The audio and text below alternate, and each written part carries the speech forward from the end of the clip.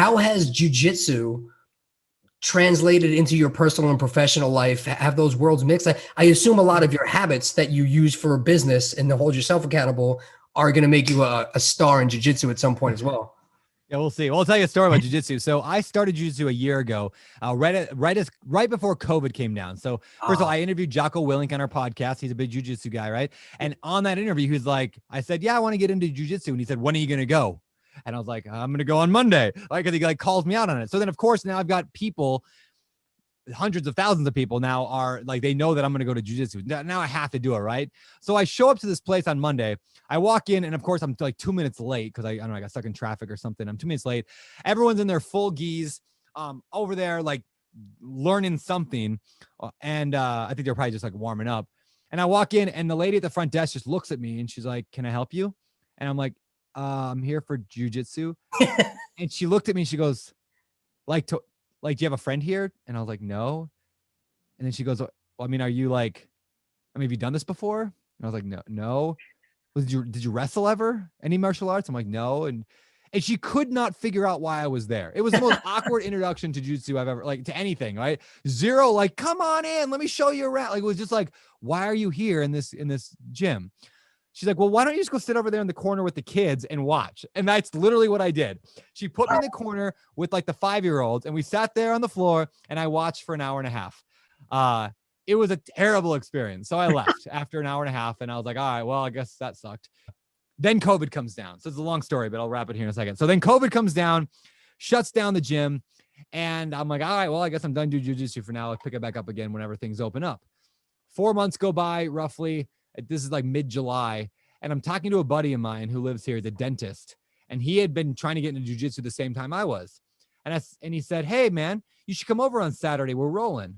And I said, like, you're rolling? Like, what do you mean? Like, the gym's open? He's like, no, man, I just, a couple months ago when COVID shut everything down, I just called up the gym and said, do you have any private instructors that can come train me? And they're like, sure, talk to Jerry.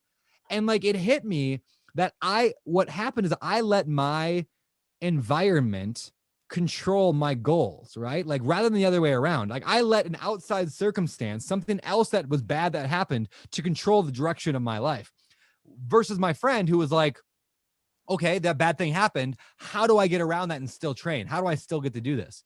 And so that day it was such a mind blowing, like, I'm such a moron. Like, I didn't even think, how else could I do this? Instead, I took the easy way out. And that's what I think a lot of people do with all sorts of things. Well, I wanted to invest in real estate, but that lender said that I don't have a high enough credit score. Guess I'm not going to do that.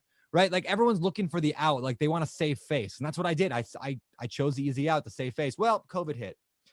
So anyway, that week I went and rolled with him and Jerry. And Jerry and I hit it off. We became like buddies there. And I thought he was super cool. So now every single week since then, I think I've only missed a couple of weeks, he's come to my house 3 times a week.